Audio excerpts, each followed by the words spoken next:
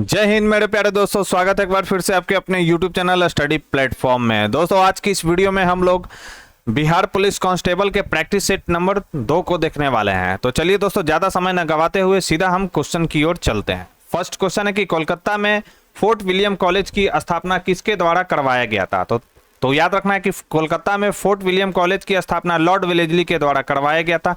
कब करवाया गया था तो याद रखना है 1800 ईस्वी में लॉर्ड वेलेस्ली के द्वारा कोलकाता में फोर्ट विलियम कॉलेज की स्थापना की गई थी। दोस्तों लॉर्ड वेलेस्ली से रिलेटेड आपको याद रहा और क्या पॉइंट याद रखना है कि सहायक संधि का जनक किसे कहा जाता है। तो सहायक संधि का जनक भारत में किसे माना जाता है तो लॉर्ड वेलेस्ली को माना जाता है। और सहायक संधि पर हस्ताक्षर करने वाला पहला राज्य कौन था तो यह था हैदराबाद।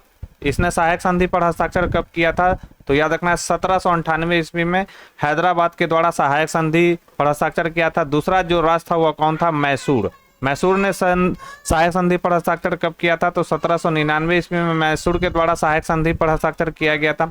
उसके बाद था कौन दोस्तों, अवध ने सहायक संधि पर हस्ताक्षर कब किया था तो 1801 ईस्वी में अवध के द्वारा सहायक संधि पर हस्ताक्षर किया गया था। और याद रखना है लास्ट पॉइंट आपको क्या कि झांसी ने सहायक संधि पर कब हस्ताक्षर किया था तो 1803 ईस्वी में।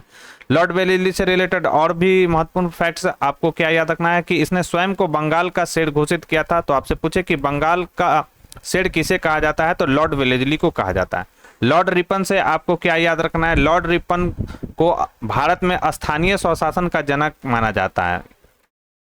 भारत में स्थानीय स्वशासन का जनक किन्हें माना जाता है तो लॉर्ड रिपन को माना जाता है। 1881 ईस्वी में विधिवत रूप से जो जनगणना हुआ था वह किसके शासनकाल में हुआ था तो याद रखना है लॉर्ड रिपन के शासनकाल में हुआ था। लॉर्ड विलियम बेंटिंग से आपको क्या याद रखना है कि 1829 में इनके द्वारा क्या किया गया था, सती प्रथा का क्या किया गया था दोस्तों, उन्मूलन किया गया था। इन्हीं के समय में क्या किया गया था, ठगी प्रथा का भी उन्मूलन किया गया था। तो ये भी पॉइंट याद रखना है कि ठगी प्रथा का उन्मूलन कर्नल सलीमन के सहयोग से इन्होंने क्या किया था, यहाँ पे लिख दे रहा हूँ कर्नल सलीमन के सहयोग से इन्होंने ठगी प्रथा का भी क्या किया था दोस्तों, उन्मूलन किया था। तो ये कुछ महत्वपूर्ण फैक्ट्स थे दोस्तों इस क्वेश्चन से रिलेटेड जिसे आपको ध्यान में रखना है। नेक्स्ट क्वेश्चन कि बंगाल का शेर किसे कहा जाता है। तो अभी मैंने बताया था आपको कि बंगाल का शेर किसे कहा जाता है तो यह कहा जाता है लॉर्ड वेलेस्ली को। लॉर्ड इरविन से क्या याद रखना है, याद रखना है आपको कि 4 मार्च 1931 को गांधी और इरविन के बीच में समझौता हुआ था प्रथम गोलमेज सम्मेलन के बाद। याद रखेंगे गांधी और इरविन के बीच जो समझौता हुआ था वह कब हुआ था तो 4 मार्च 1931 को गांधी और इरविन के बीच क्या हुआ था दोस्तों, समझौता हुआ था। ठीक है, इनका कार्यकाल में और क्या याद रखना है कि 1929 में जो लाहौर अधिवेशन हुआ था जिसमें पूर्ण स्वराज की मांग रखी गई थी, उसमें गवर्नर जनरल या वायसराय कौन थे तो लॉर्ड इरविन थे। याद रखेंगे साइमन कमीशन 3 फरवरी 1928 को बंबई पहुंचा था। उस समय भारत के वायसराय कौन थे तो ये थे लॉर्ड इरविन। तो ये कुछ महत्वपूर्ण फैक्ट्स है, याद रखेंगे। लॉर्ड कैनिंग से रिलेटेड आपको क्या याद रखना है कि 1857 ईस्वी का जो विद्रोह हुआ था वो किसके शासनकाल में हुआ था तो याद रखना है लॉर्ड कैनिंग के। 1757 ईस्वी का जो प्लासी युद्ध हुआ था वह उस समय भारत के जो गवर्नर थे वो कौन थे तो लॉर्ड क्लाइव ने इसका नेतृत्व किया था 1757 ईस्वी के प्लासी के युद्ध का। ठीक है दोस्तों, तो ये कुछ महत्वपूर्ण फैक्ट्स है, याद रखेंगे। नेक्स्ट है बंगाल विभाजन रद्द किसके काल में हुआ था। तो सबसे पहले बंगाल विभाजन से आपको क्या याद रखना है दोस्तों कि बंगाल विभाजन की उद्घोषणा कब किया गया था। तो यहाँ पे मैं लिख दे रहा हूं बंगाल विभाजन की उद्घोषणा कब किया गया था। तो बंगाल विभाजन की उद्घोषणा किया गया था 19 जुलाई 1905 को। और इस उद्घोषणा के बाद स्वदेशी आंदोलन या बंग भंग विरोधी आंदोलन चला था। याद रखना है स्वदेशी आंदोलन चला था। कब चलाया गया था तो 7 अगस्त 1905 को क्या किया गया था, स्वदेशी आंदोलन या बंग भंग विरोधी आंदोलन चलाया गया था। और इस उद्घोषणा को लागू कब किया गया था तो याद रखना है बंगाल विभाजन को लागू कब किया गया था तो यह भी डेट याद रखना है 16 अक्टूबर 1905 को बंग भंग की जो उद्घोषणा किया गया था, यानी बंगाल विभाजन को क्या किया गया था दोस्तों, लागू किया गया था। और उस समय जो गवर्नर जनरल थे कौन थे? तो लॉर्ड कर्जन थे। लेकिन बंगाल, यहाँ क्वेश्चन कह रहा है कि बंगाल विभाजन को किसके काल में रद्द किया गया था? तो वो थे कौन? लॉर्ड हार्डिंग द्वितीय। लॉर्ड हार्डिंग द्वितीय के द्वारा जब 1911 में दिल्ली दरबार का आयोजन किया जाता है तो उसी दिन क्या किया जाता है? बंगाल विभाजन को निरस्त किया जाता है। तो ये कुछ महत्वपूर्ण फैक्ट्स है दोस्तों, याद रखेंगे आप। नेक्स्ट है, बंगाल का प्रथम गवर्नर जनरल कौन था? यहां पर क्वेश्चन अच्छे से पढ़ना है दोस्तों कि बंगाल का प्रथम गवर्नर जनरल कौन था? तो बंगाल का प्रथम गवर्नर जनरल था वारेन हेस्टिंग। लेकिन पूछा जाए कि बंगाल का प्रथम गवर्नर कौन था, तो यह बंगाल का प्रथम गवर्नर कौन था? तो रॉबर्ट क्लाइव था। 1773 ईस्वी में रेगुलेटिंग एक्ट आता है और उसी एक्ट के थ्रू क्या किया जाता है कि बंगाल के गवर्नर को बंगाल का गवर्नर जनरल बना दिया जाता है। कब आता है? 1773 ईस्वी में क्या आता है? रेगुलेटिंग एक्ट आता है, याद रखना है। रेगुलेटिंग एक्ट के थ्रू क्या किया जाता है? बंगाल के जो गवर्नर रहते हैं उनको गवर्नर जनरल बना दिया जाता है। और इस रूप में पहले जो बंगाल के गवर्नर जनरल बनते हैं वो कौन होते हैं? वो होते हैं लॉर्ड हेस्टिंग्स। तो याद रखेंगे दोस्तों। लॉर्ड डलहौजी से रिलेटेड आपको क्या याद रखना है कि व्यापगत सिद्धांत को किसने लागू किया गया था? यानी डॉक्ट्रिन ऑफ लैप्स किनके द्वारा लाया गया था? यानी राज्य हड़प की नीति किसके द्वारा लाया गया था? तो लॉर्ड डलहौजी को लाया गया था। और याद रखना है कि सर्वप्रथम किस राज्य को व्यापगत सिद्धांत के अनुसार मिलाया गया था? तो 1848 में सर्वप्रथम किसे मिलाया गया था? सतारा को मिलाया गया था, याद रखना है। और क्या याद रखना है आपको कि 1856 में, ये बार बार सवाल पूछा जाता है कि 1856 में अवध को कुशासन का आरोप लगाकर, याद रखना है, कुशासन का आरोप लगाकर ब्रिटिश साम्राज्य में मिलाया गया था। तो प्रथम याद रखना है कि 1848 ईस्वी में व्यापगत सिद्धांत के अकॉर्डिंग ब्रिटिश साम्राज्य में मिलाने वाला पहला राज्य कौन था? तो यह था सतारा। और अवध को कुशासन का आरोप लगाकर 1856 ईस्वी में ब्रिटिश साम्राज्य में मिला लिया गया था।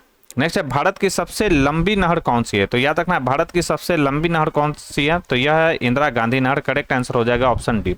नेक्स्ट है, भारत की सबसे बड़े ताजे जल की झील कौन है? तो सबसे बड़े ताजे जल की झील कौन है? तो यह है वुलर झील। कहाँ पर है? तो यह जम्मू एंड कश्मीर में है। डल झील भी कहाँ है? तो यह भी है जम्मू एंड कश्मीर में। चिल्का झील कहाँ पर है?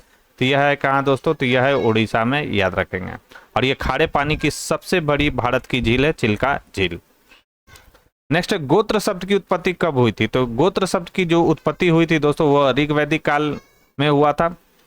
वैदिक पीरियड जो है दोस्तों दो भागों में बटा है। कौन सा? ऋग वैदिक काल और उत्तर वैदिक काल। कब से कब तक ऋग वैदिक काल का पीरियड है? तो 1500 से 1000 बीसवीं तक जो है दोस्तों यह ऋग वैदिक काल का पीरियड है। और 1000 बीसी से 500 बीसी तक का जो पीरियड है वो कौन सा है? तो उत्तर वैदिक काल का यह पीरियड है। तो ये इंपॉर्टेंट फैक्ट्स है, याद रखेंगे।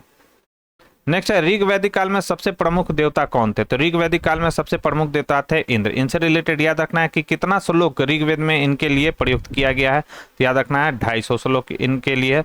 दूसरे जो सबसे प्रमुख देवता थे वो कौन थे? तो वो इंद्र थे। इनके लिए कितना श्लोक है ऋग्वेद में? तो 200 श्लोक है। और ये दोनों के दोनों इंपॉर्टेंट फैक्ट्स है दोस्तों, याद रखना है। नेक्स्ट है कि आग का आविष्कार किस काल में हुआ था? तो आग का आविष्कार किस काल में हुआ था? तो यह हुआ था पूरा पाषाण काल में। करेक्ट आंसर क्या हो जाएगा? ऑप्शन सी इसका करेक्ट आंसर हो जाएगा। नेक्स्ट है कि शतपथ ब्राह्मण ग्रंथ का संबंध किस वेद से? इंपॉर्टेंट सवाल है कि शतपथ ब्राह्मण ग्रंथ का संबंध किस वेद से है? तो यह है यजुर्वेद से। सभी वेदों के अपने अपने ब्राह्मण थे। आइए एक एक करके हम लोग देख लेते हैं। बात करें ऋग्वेद के, तो ऋग्वेद के ब्राह्मण का नाम है ऐतरेय ब्राह्मण। अथर्ववेद के ब्राह्मण का नाम है गोपथ। और सामवेद के ब्राह्मण का क्या नाम है? याद रखना है संडवीस। ठीक है, संडवीस इनके ब्राह्मण का नाम है। षड्विंश भी कहीं कहीं पे लिखा रहता है। तो ये याद रखना है, चारों ब्राह्मण का नाम आपको याद रखना है कि यजुर्वेद के ब्राह्मण का क्या नाम है? तो शतपथ। ऋग्वेद के ब्राह्मण का क्या नाम है? ऐतरेय। सामवेद के ब्राह्मण का क्या नाम है? षड्विंश। और अथर्ववेद के ब्राह्मण का क्या नाम है? तो गोपथ। नेक्स्ट क्वेश्चन है कि ऋग्वेद में गंगा नदी का उल्लेख हुआ है। तो ऋग्वेद में गंगा नदी का उल्लेख कितनी बार हुआ? तो मात्र एक बार जो है दोस्तों गंगा नदी का उल्लेख हुआ है। अगर बात की जाए यमुना नदी की, तो यमुना का ऋग्वेद में कितना बार उल्लेख हुआ है? तो 3 बार उल्लेख हुआ है। यहाँ नदियों की बात अगर हम करें तो ऋग्वेद में सबसे पवित्र नदी, याद रखना है, ये सवाल भी याद पूछा जाता है कि सबसे पवित्र नदी कौन सी थी ऋग्वेद की? तो याद रखना है सरस्वती। सरस्वती जो थी ऋग्वेद की सबसे पवित्र नदी थी और इसे एक नाम से जाना जाता है नदीतम। ठीक है, तो ये याद रखना कि ऋग्वेद की सबसे पवित्र नदी कौन सी थी, तो सरस्वती नदी ऋग्वेद की सबसे पवित्र नदी थी, जिसे नदीतम या कहीं कहीं पे नदी तमा भी लिखा रहता है, याद रखेंगे। और पूछा जाए कि किस नदी का बार बार उल्लेख हुआ है ऋग्वेद में, किस नदी का बार बार उल्लेख हुआ है, तो सिंधु, सिंधु नदी का ऋग्वेद में बार बार उल्लेख किया गया है, तो ये भी पॉइंट आपको याद रखना है। नेक्स्ट है कि द्वितीय विश्व युद्ध के दौरान कौन सा आंदोलन भारतीय कांग्रेस के द्वारा चलाया गया था, तो याद रखना द्वितीय विश्व युद्ध के दौरान भारत छोड़ो आंदोलन जो है कांग्रेस के द्वारा चलाया गया था। 9 अगस्त कब स्टार्ट हुआ था, 9 अगस्त 1942 को भारत छोड़ो आंदोलन स्टार्ट हुआ था। ये 3 डेट याद रखना है कि 7 अगस्त को बंबई के ग्वालिया टैंक में क्या हुआ था, बैठक हुआ था। 8 अगस्त को क्या हुआ था, सर्वसम्मति से भारत छोड़ो आंदोलन का प्रस्ताव पारित किया गया था। और 9 अगस्त से क्या हो गया था, भारत छोड़ो आंदोलन महात्मा गांधी के नेतृत्व में करो या मरो के नारे के साथ स्टार्ट हो गया था दोस्तों। ठीक है, सविनय अवज्ञा आंदोलन 1930 याद रखेंगे। असहयोग आंदोलन कब स्टार्ट हुआ था, 1920 में। लेकिन फरवरी 1922 में क्या होता है, चौड़ा चौड़ी हत्याकांड के कारण असहयोग आंदोलन को गांधी जी क्या कर लेते हैं, वापस ले लेते हैं। खिलाफत आंदोलन कब हुआ था, तो यह हुआ था 1919 ईस्वी में। नेक्स्ट है झंडा गीत के लेखक कौन है, तो झंडा गीत के लेखक सभी को मालूम होगा कौन है, तो ये श्यामलाल गुप्त प्रसाद है। करेक्ट आंसर हो जाएगा ऑप्शन डी। वंदे मातरम, वंदे मातरम किनका लिखा गया है, तो वंदे मातरम लिखा गया है बंकिम चंद्र चटर्जी के द्वारा। ठीक है, और पहली बार वंदे मातरम किस अधिवेशन में गाया गया था, तो 1896 ईस्वी के कलकत्ता अधिवेशन में पहली बार वंदे मातरम जो राष्ट्रीय गीत है उसे गाया गया था। रविन्द्रनाथ टैगोर के द्वारा जो लिखा गया राष्ट्रगान, ठीक है, राष्ट्रगान किनके द्वारा लिखा गया है, तो यह लिखा गया रविन्द्रनाथ टैगोर के द्वारा। और इसे कब गाया गया था, तो 1911 ईस्वी में कलकत्ता अधिवेशन में पहली बार इसे गाया गया था, याद रखना है दोस्तों। आपको कमेंट बॉक्स में बताना है कि इन दोनों जो कांग्रेस का अधिवेशन हुआ था, ये जो कांग्रेस का अधिवेशन हुआ था 1996 में कलकत्ता में, इसके अध्यक्ष कौन थे। ठीक है, 1896 में कांग्रेस के अध्यक्ष कौन थे, ये आपको बताना है। तो आपको कमेंट बॉक्स में लिख के बताना है कि 1911 और 1896 में जो कलकत्ता में अधिवेशन हुआ था, इन दोनों के अध्यक्ष कौन थे। नेक्स्ट, कोठारी आयोग किससे संबंधित है, तो देश में शिक्षा व्यवस्था में सुधार के लिए 1964 में दौलत सिंह कोठारी की अध्यक्षता में कोठारी आयोग को क्या किया गया था दोस्तों, गठित किया गया था। करेक्ट आंसर इसका क्या हो जाएगा, करेक्ट आंसर हो जाएगा option B. Next, Azad Hind फौज का प्रथम सेनापति कौन था, तो आजाद हिंद फौज का प्रथम सेनापति कौन थे, तो ये थे captain Mohan Singh. Correct answer हो जाएगा ऑप्शन ए। नेक्स्ट है, पाकिस्तान का विचार सबसे पहले किसके मन में आया था, तो याद रखना पाकिस्तान का जो विचार आया था सबसे पहले किसके मन में आया था, तो मोहम्मद इकबाल के मन में आया था। और याद रखना 1940 का जो लाहौर अधिवेशन है वो काफी इंपॉर्टेंट है, क्योंकि इसमें पहली बार पाकिस्तान की मांग किया गया था मोहम्मद अली जिन्ना के द्वारा, याद रखेंगे। यह अधिवेशन काफी महत्वपूर्ण है। और पाकिस्तान शब्द के जन्मदाता अगर पूछा जाए तो कौन थे, तो ये भी याद रखना है, इस शब्द के जन्मदाता थे चौधरी रहमत अली। ये जो थे पाकिस्तान शब्द के जन्मदाता थे। ठीक है दोस्तों। नेक्स्ट, कौन पहले एक क्रांतिकारी थे जो बाद में एक योगी और दार्शनिक बन गए, तो स्वदेशी आंदोलन के दौरान 3 नेता काफी महत्वपूर्ण थे, लाल बाल पाल, और एक चौथा नाम याद रखना है अरविंद घोष। ठीक है, लाल बाल पाल का अर्थ हो गया लाला लाजपत राय, बाल गंगाधर तिलक और बिपिन चंद्र पाल। ये जो थे स्वदेशी आंदोलन के काफी महत्वपूर्ण नेता थे। और एक महत्वपूर्ण नेता कौन थे, अरविंद घोष। तो ये क्या होते हैं कि पहले तो क्रांतिकारी थे, लेकिन बाद में ये क्या बन गए, योगी और दार्शनिक बन गए थे। करेक्ट आंसर क्या हो जाएगा, डी इसका करेक्ट आंसर हो जाएगा।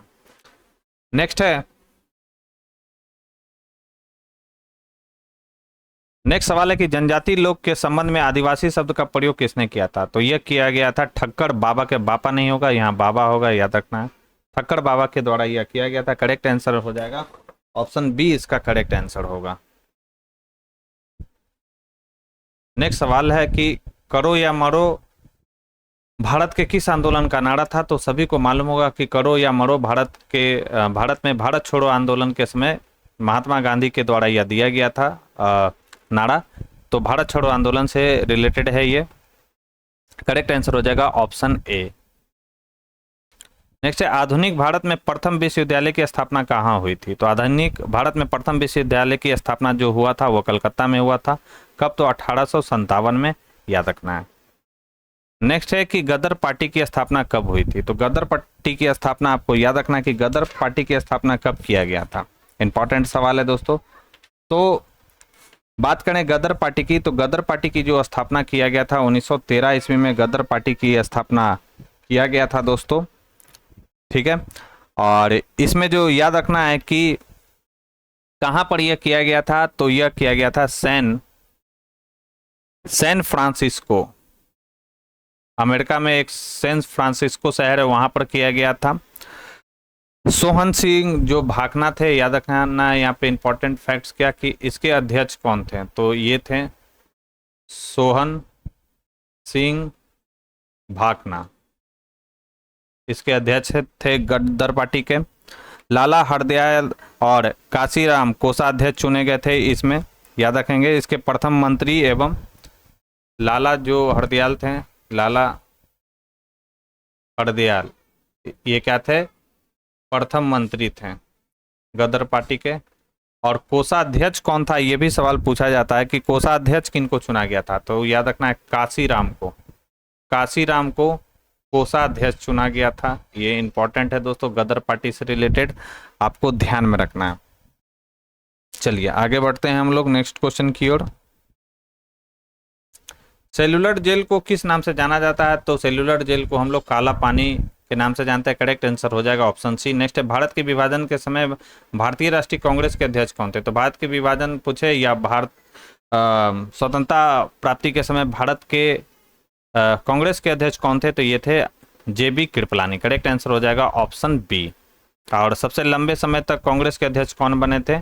तो ये बने थे अबुल कलाम आजाद। नेक्स्ट है भारतीय राष्ट्रीय कांग्रेस की प्रथम महिला अध्यक्ष कौन थी? तो भारतीय राष्ट्रीय कांग्रेस की प्रथम महिला पूछा जा रहा है, तो याद रखना है ये थी श्रीमती एनी बेसेंट। 1917 में, याद रखना है कि 1917 का जो कलकत्ता अधिवेशन हुआ था उसकी अध्यक्षता एनी बेसेंट के द्वारा किया गया था। अगर पूछा जाए कि भारतीय राष्ट्रीय कांग्रेस की प्रथम भारतीय महिला अध्यक्ष कौन थी, तो यह थी सरोजनी नायडू। 1925 का जो अधिवेशन था कहाँ पर हुआ था? तो 1925 में कानपुर में जो अधिवेशन हुआ था कांग्रेस का, उसकी अध्यक्षता किनके द्वारा किया गया था? तो याद रखना है उसकी जो अध्यक्षता है दोस्तों किनके द्वारा किया गया था? तो श्रीमती सरोजनी नायडू के द्वारा किया गया था। तो ये दोनों के दोनों इंपॉर्टेंट फैक्ट्स है दोस्तों, याद रखेंगे। और एक चीज और भी आपको याद रखना है क्या कि तीन जो महिला हैं वो भारतीय राष्ट्रीय कांग्रेस की अध्यक्ष बनी थी। 1933 में का जो दिल्ली अधिवेशन हुआ था, 1933 में कलकत्ता में अधिवेशन हुआ था दोस्तों, और इस कलकत्ता अधिवेशन की अध्यक्षता किनके द्वारा किया गया था? याद रखना है नेल्ली सेन गुप्ता के द्वारा यह किया गया था। तो आज़ादी से पहले 3 महिला जो थी वो भारतीय राष्ट्रीय कांग्रेस की अध्यक्ष बनी थी। पहली जो महिला थी वह थी एनी बेसेंट। 1917 में कलकत्ता अधिवेशन में इन्हें अध्यक्ष चुना गया था। दूसरी थी 1925 का जो कानपुर अधिवेशन हुआ था कांग्रेस का, उसमें अध्यक्ष किन्हें चुना गया था? तो सरोजनी नायडू को। और तीसरी और अंतिम महिला कौन थी? नलिनी सेन गुप्ता। 1933 में कलकत्ता अधिवेशन जो हुआ था उसमें इनको अध्यक्ष चुना गया था। और ये तीनों को तीनों महत्वपूर्ण है दोस्तों, याद रखना है। नेक्स्ट है बंगाल में ब्रिटेन की वस्तुओं के बहिष्कार का सुझाव सर्वप्रथम किसने दिया था?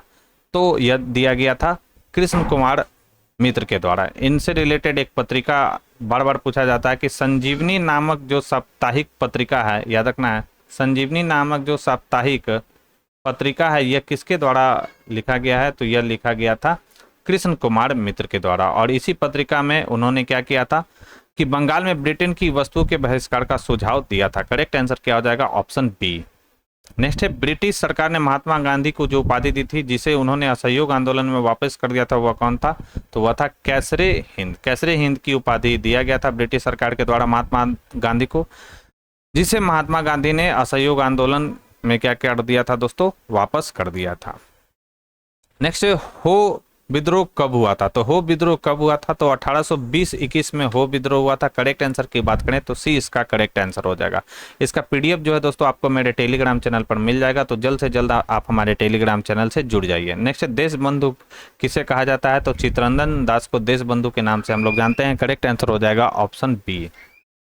पंजाब केसरी किसे कहा जाता है? तो लाला लाजपत राय को पंजाब केसरी के नाम से जाना जाता है। आपको मालूम होगा कि साइमन कमीशन के विरोध में इन पर लाठी प्रहार हुआ था, जिसके कारण ये क्या हो गए थे? शहीद हो गए थे दोस्तों लाला लाजपत राय। करेक्ट आंसर हो जाएगा ऑप्शन डी।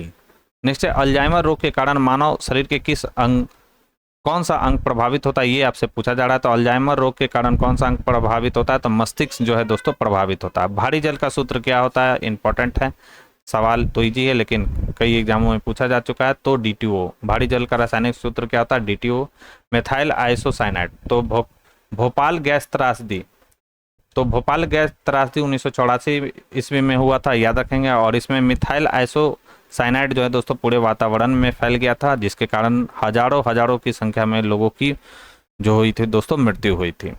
नेक्स्ट है, बेकिंग सोडा मतलब दोस्तों खाने का सोडा का रासायनिक नाम क्या है? तो इसे हम लोग किस नाम से जानते हैं? तो सोडियम बाइकार्बोनेट के नाम से जानते हैं। इसका सूत्र भी आपसे पूछा जाता है, NaHCO3 इसे कहा जाता है सोडियम बाइकार्बोनेट। अगर हम बात करें धोवन सोडा की अगर हम बात करें तो इसे हम लोग सोडियम कार्बोनेट के नाम से जानते हैं। इसका रासायनिक सूत्र क्या होता है? यह होता है Na2CO3। करेक्ट आंसर हो जाएगा ऑप्शन सी। भारत में होम रूल लीग की स्थापना किसके शासन काल में किया गया था? तो सबसे पहली बात कि होम रूल लीग की स्थापना 1916 ईस्वी में किया गया था। दो प्रमुख जो नाम है आपको याद रखना है, कौन कौन? तो बाल गंगाधर तिलक और कौन दोस्तों? Annie Besant.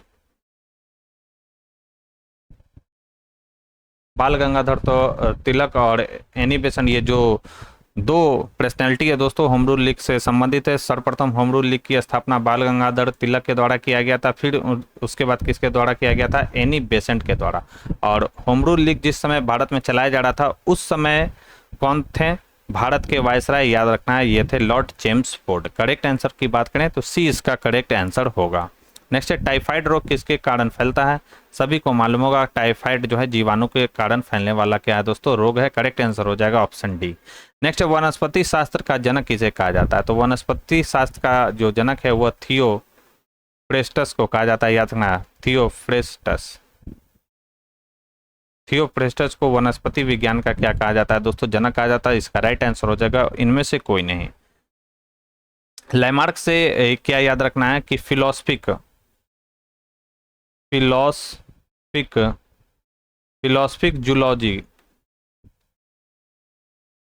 जूलॉजिक नामक पुस्तक किसके द्वारा लिखा गया है? तो यह लैमार्क के द्वारा लिखा गया। अंगों का कम या अधिक उपयोग का सिद्धांत किसके द्वारा दिया गया था? तो लैमार्क के द्वारा दिया गया था। नेचुरल सिलेक्शन यानी प्राकृतिक चयन सिद्धांत किसने प्रतिपादित किया था? तो प्राकृतिक चयन सिद्धांत देने वाले कौन थे? तो ये थे चार्ल्स डार्विन। याद रखेंगे दोस्तों, इंपॉर्टेंट है। नेक्स्ट, क्वांटम सिद्धांत के प्रतिपादक कौन थे? तो मैक्स प्लांक जो थे क्वांटम सिद्धांत के प्रतिपादक थे। करेक्ट आंसर हो जाएगा ऑप्शन सी। नेक्स्ट, पनडुब्बी आधारित है। पनडुब्बी किस पर आधारित होता है? तो आर्किमिडीज के सिद्धांत पर आधारित होता है पनडुब्बी। करेक्ट आंसर हो जाएगा बी। नेक्स्ट है, चुंबकीय तरंगों में किसकी आवृत्ति अधिकतम होती है? इंपॉर्टेंट है, कई बार ये सवाल आ चुका है। तो चुंबकीय तरंगों में सबसे अधिकतम आवृत्ति किसका होता है? तो गामा किरण का होता है। करेक्ट आंसर हो जाएगा डी। पराबैंगनिक किरणें और औरक्त किरणें के बीच एक कौन सा किरणें होता है? तो दृश्य प्रकाश। ये भी सवाल आता है कि दृश्य प्रकाश किन दो किरणों के बीच होता है? तो यह होता है अल्ट्रावायलेट एंड इंफ्रारेड के बीच दृश्य प्रकाश। और इसका आपको याद रखना है नैनोमीटर में, यानी तरंगदैर्घ्य भी आपको याद रखना है। इसका तरंगदैर्घ्य कितना होता है आपको मुझे कमेंट बॉक्स में लिखकर बताना है। उत्तल दर्पण द्वारा प्रतिबिंब होता है। तो उत्तल दर्पण में हमेशा जो प्रतिबिंब बनता है वो काल्पनिक और सीधा बनता है। करेक्ट आंसर हो जाएगा सी। नेक्स्ट, नींबू का डाइबैक रोग किसकी कमी से होता है? तो नींबू का डाइबैक जो रोग है तांबा की कमी के कारण होता है। नींबू का डाइबैक या नींबू का लिटिल लीफ, याद रखना है, नींबू का लिटिल लीफ,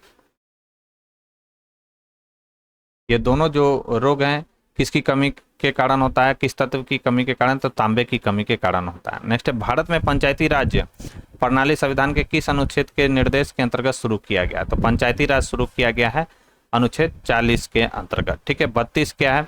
तो इसे संवैधानिक उपचारों का अधिकार कहा जाता है, संवैधानिक उपचारों का अधिकार।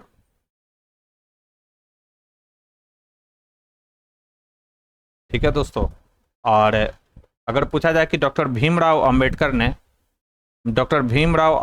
ने किसे संविधान की आत्मा कहा है? तो अनुच्छेद 32 को याद रखना। संविधान की आत्मा डॉक्टर भीमराव अंबेडकर के द्वारा किसे कहा गया है? ऐसे संविधान की आत्मा कौन है? प्रस्तावना है यानी प्रियम्बल है, लेकिन डॉक्टर भीमराव अंबेडकर की अगर बात पूछा जाए कि संविधान की आत्मा किसे कहा गया, तो अनुच्छेद 32 को। ठीक है, अनुच्छेद 45 आपको मुझे कमेंट बॉक्स में लिखकर बताना। 51 क्या है? आर्टिकल 51 क्या है? तो अंतर्राष्ट्रीय शांति एवं सुरक्षा से रिलेटेड है।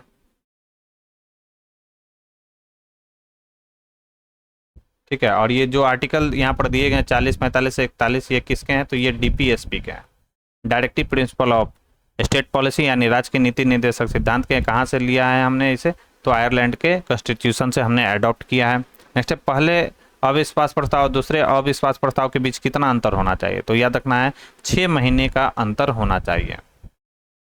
नेक्स्ट है कि केंद्र में द्वैध शासन किस अधिनियम के अंतर्गत स्थापित किया गया था? तो केंद्र में द्वैध शासन जो लाया गया था वह भारत सरकार अधिनियम 1935 के अंतर्गत लाया गया था। और पूछा जाए कि प्रांतों में द्वैध शासन कब लाया गया था? तो प्रांतों में द्वैध शासन कब लाया गया था? तो प्रांतों में द्वैध शासन लाया गया था भारत सरकार अधिनियम 1919 के तहत। तो दोनों के दोनों इंपॉर्टेंट फैक्ट्स है, याद रखना है दोस्तों। नेक्स्ट, भारत में पहली बार लोक सेवा आयोग की स्थापना किस अधिनियम के तहत हुआ था? तो यह हुआ था गवर्नमेंट ऑफ इंडिया एक्ट 1919 के तहत। और इसी के तहत क्या हुआ था? 1924 में, कल भी मैंने इस क्वेश्चन को बताया था, ली आयोग का गठन किया गया था। ठीक है, और इसीलिए आयोग के गठन के बाद भारत में लोक सेवा आयोग की स्थापना की गई थी दोस्तों। नेक्स्ट है, अशोक मेहता समिति ने पंचायती राज के लिए किस प्रतिमान की संस्तुति की है? तो द्विस्तरीय संस्तुति किया गया था। पंचायती राज की स्थापना के लिए इनके द्वारा द्विस्तरीय सुझाव दिया गया था। अशोक मेहता समिति की बात करें तो यह कब आया था? तो 1977 में आया था। बलवंत राय मेहता के द्वारा त्रिस्तरीय ढांचा को पंचायती राज में लागू करने के लिए कहा गया था। ठीक है, तो बलवंत राय मेहता के द्वारा क्या किया गया था? त्रिस्तरीय ढांचे का सुझाव दिया गया था। कब? तो याद रखना है 1957 में। 20 साल बाद अशोक मेहता समिति, और उससे याद रखना है, याद करने का ट्रिक भी है कि 1957 में आया था बलवंत राय मेहता समिति ने त्रिस्तरीय सुझाव दिया था पंचायती राज में, और 1977 में अशोक मेहता समिति ने द्विस्तरीय सुझाव दिया था पंचायती राज की स्थापना में। तो दोनों के दोनों इंपॉर्टेंट है दोस्तों, याद रखेंगे। नेक्स्ट, पंचायती राज प्रणाली किस सिद्धांत पर आधारित होती है? सभी को मालूम होगा, यह विकेंद्रीकरण के सिद्धांत पर आधारित होती है। करेक्ट आंसर हो जाएगा बी। नेक्स्ट, ग्राम न्यायालय कहलाता है, ये आप मुझे कॉमेंट बॉक्स में लिखकर बताएंगे कि ग्राम न्यायालय क्या कहलाता है। नेक्स्ट है, कौन से अनुच्छेद के अंतर्गत भारत का सर्वोच्च न्यायालय नागरिकों के मौलिक अधिकारों की रक्षा करता है? इंपॉर्टेंट है, तो अभी मैंने बताया था संवैधानिक उपचारों का अधिकार। इसी अनुच्छेद के अंतर्गत क्या होता है कि भारत का जो सर्वोच्च न्यायालय होता है नागरिकों के मौलिक अधिकार की रक्षा करता है। अगर हम बात करें हाई कोर्ट, तो हाई कोर्ट के द्वारा भी रीट जारी किया जाता है, वो किस आर्टिकल के तहत? तो 226 के तहत। 214 क्या है? तो हाई कोर्ट का गठन है, यानी हाई कोर्ट के गठन से रिलेटेड यह जो है दोस्तों, एक मिनट, 214 क्या है? तो याद रखना है कि प्रत्येक राज्य में एक उच्च न्यायालय होगा। प्रत्येक राज्य में क्या होगा दोस्तों? एक हाई कोर्ट होगा। यह 214 आर्टिकल कहता है। आर्टिकल 17 क्या है? तो अस्पृश्यता का अंत, यह किस आर्टिकल में है? तो यह है अनुच्छेद 17। इंपॉर्टेंट है, ध्यान में रखना है आपको। नेक्स्ट, भारतीय संविधान के किस अनुच्छेद के अंतर्गत वित्त आयोग का गठन का प्रावधान है? तो अनुच्छेद 280 के तहत वित्त आयोग के गठन का प्रावधान है। वित्त आयोग के का गठन जो है दोस्तों किस आर्टिकल में है? याद रखेंगे 280 में है। 110 किससे है? तो यह है धन विधेयक से, याद रखेंगे। ये वित्तीय आपात से है संबंधित आर्टिकल। और 124 क्या है दोस्तों? 124 क्या है? आपको ये बताना है कि आर्टिकल अनुच्छेद 124 क्या है। तो याद रखना कि भारतीय संविधान का अनुच्छेद 124 किससे रिलेटेड है? तो अनुच्छेद 24 रिलेटेड है दोस्तों सुप्रीम कोर्ट के गठन से। याद रखेंगे, यह सुप्रीम कोर्ट के गठन से रिलेटेड है 124। तो सभी के सभी इंपॉर्टेंट है, याद रखेंगे। और आज के डिस्कशन का हमारा लास्ट सवाल है, निम्नलिखित में से किसने वर्नाक्यूलर प्रेस एक्ट को निरस्त किया था? ठीक है, यहाँ होगा वर्नाक्यूलर प्रेस एक्ट को क्या किया था? निरस्त किया था। तो ये थे कौन? Lord Ripon. इन्हें सज्जन रिपन के भी नाम से हम लोग जानते हैं। और याद रखना क्या है कि वर्नाक्यूलर प्रेस एक्ट कब आया था? तो 1878 में वर्नाक्यूलर प्रेस एक्ट आया था दोस्तों। किसके समय में? तो इसे लाया था लॉर्ड लिटन ने, और लॉर्ड रिपन ने इसे 1882 ईस्वी में क्या कर दिया था दोस्तों? निरस्त कर दिया था। तो ये भी पॉइंट आपको ध्यान में रखना है। पहला फैक्ट्री एक्ट कब आया था? तो पहला फैक्ट्री एक्ट 1881 ईस्वी में आया था। पहला फैक्ट्री एक्ट याद रखेंगे। पहला फैक्ट्री यानी पहला कारखाना अधिनियम जो आया था वो 1881 ईस्वी में आया था। उस समय गवर्नर जनरल कौन थे? तो लॉर्ड रिपन थे। तो दोस्तों ये थी हमारी आज की डिस्कशन। यह डिस्कशन आपको कैसा लगा मुझे कमेंट बॉक्स में लिखकर जरूर बताएं। साथ ही साथ वीडियो पसंद आई हो दोस्तों तो प्लीज़ इस वीडियो को ज़्यादा से ज़्यादा लाइक करें और अपने दोस्तों के साथ इसे शेयर करना ना भूलें। जो लोग हमारे चैनल से पहली बार जुड़े हैं तो चैनल को सब्सक्राइब कर ले, बेल आइकन को प्रेस कर ले ताकि नए वीडियो की नोटिफिकेशन आपको समय समय पर मिलती रहे। और इस वीडियो का जो PDF है दोस्तों आपको मेरे टेलीग्राम चैनल पर मिल जाएगा। तो जल्द से जल्द आप हमारे टेलीग्राम चैनल से जुड़ जाइए। तो आज के लिए बस इतना ही दोस्तों, थैंक यू।